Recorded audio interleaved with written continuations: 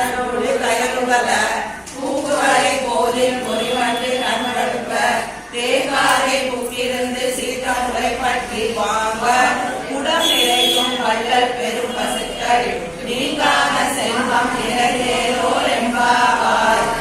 ஆடி மழை கண்ணா ஒன்று நீ கைகரவே ஆடியுள் முக்கு முகர்ந்து புலனார் தேடி ஊழி முதல்வன் உருவம் போல் மேகருத்து வாடியன் தோளுடைய வசனாகன் கையில் ஆடி போல் மின்னி வளர்புரி போல் நின்றதின்று வாழாதே சார்ந்த முறைத்த சரமணை போல் வாழ உலகினில் பெய்திடாய் நாங்களும் மார்கழி நீராட மகிழ்ந்தேரோ என்பார்.